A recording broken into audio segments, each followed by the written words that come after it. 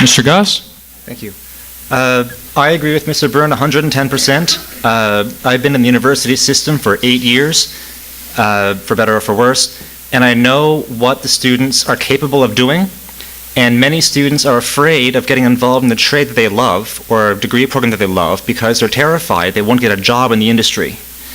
That Corner Brook, especially Corner Brook, has the opportunity to become Canada's Silicon Valley. That if sufficient resources are placed into high-speed data infrastructure, we could have amazing tertiary industries for computer programming, engineering, consulting, you name it. Grenfell campus instituted their first master's degree program recently. This is just one more bit of evidence as to how much power the student body, as Mr. Byrne said, has. So students represent the new change for the economy in Newfoundland, and they aren't getting the attention they deserve. Thank you. Our next question, I'm going to let Mr. Byrne start the answer period.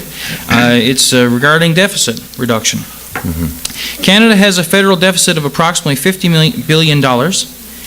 Is deficit reduction a priority for you and your party? Why or why not? And if it is a priority, what actions would your party take to reduce this deficit? Mr. Gosse? The Green Party goal towards reducing the deficit is as simple as the budget plan that we have arranged has already been tabled and been approved and has been confirmed that it is a solid method of dealing with the problem. The issue for us isn't cutting costs, it's a matter of building economy. That the goal to create the high-speed rail is a goal to strengthen the interprovincial economy by promoting trade inside Canada as opposed to favoring costs of importing from the States instead of moving it between provinces. If we wanted to increase the number of student jobs and to increase the amount of purchasing power of Canadian citizens, they will spend more money. So the availability to strengthen the economy from individual purchases and individual decisions, we want to put back in the power of the actual Canadian people. Now, gentlemen, you have 3 minutes. Please go ahead. Go ahead, Robin. Yes, you did. Thank you. I will stand out on the limb and say that I'm not as prepared for this as I could have been. Again, I'm in the middle of my exam week.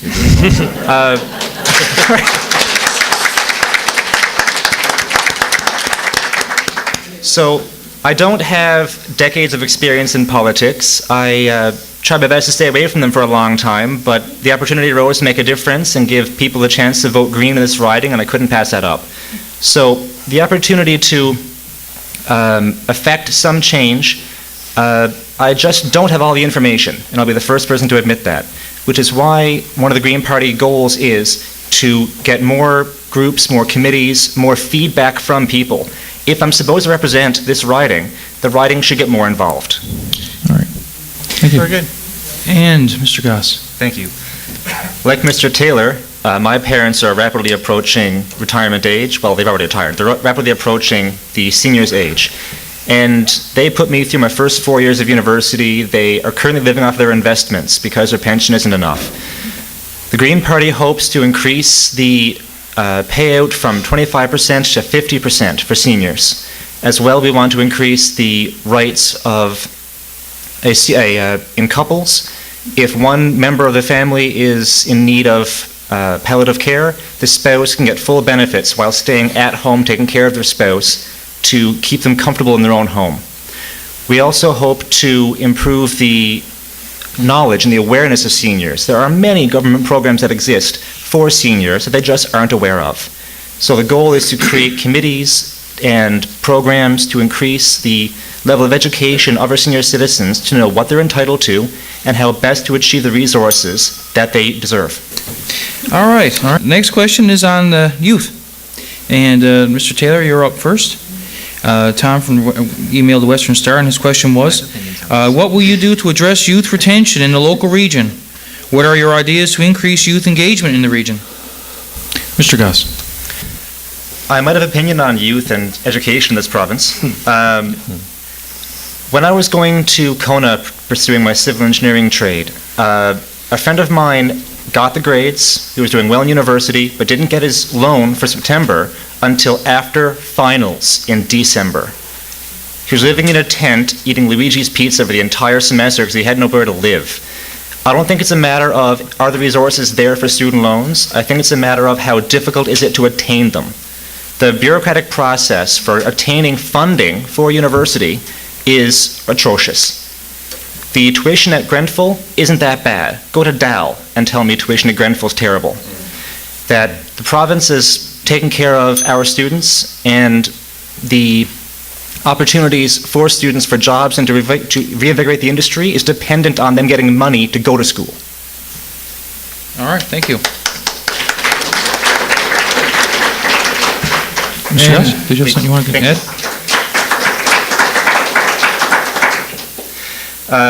In address to Mr. Taylor's comment that I work for city cabs, and there's a doctor who's a cab driver because he couldn't find the resource, that the position wasn't here for him. And the Green Party is fighting for the Young Citizens Initiative to employ 40,000 people per year, every year for the next 4 permanent full-time jobs for Canadian graduates. All right, thank you. Our next question is on the Lower Churchill. And Mr. Byrne, it's your turn to start. The NDP, Liberal Party, and Conservative Party of Canada have all pledged support for a Lower Churchill loan guarantee. What is your position on this? Other candidates have said that they would resign if the guarantee is not honored. Would you, Mr. Gosse? Thank you. Despite many people's common disbelief that the Green Party isn't exclusively an environmental issue, we have great concerns for economy and for community as well. And though I don't know all the facts about the other party's interests, I doubt any group or any party is as interested in renewable energy resources as the Green Party for environmental concerns. And we are very interested in fully funding and finding the resources for, by whatever means necessary and in a stable environment, for tidal power and wind power, solar power, and hydro. The Churchill Falls project is critical to the stability of this neck of the woods in Canada, and the riding has been getting the short end of the stick as far as it goes for national affairs, and this project will bring a lot of jobs and a lot of power, no pun intended, to the riding. All right, thank you. I am under no illusions the Green Party currently has no seats in Canada. However, I intend for that to change. Whether or not I get in or not will determine if I can resign or not.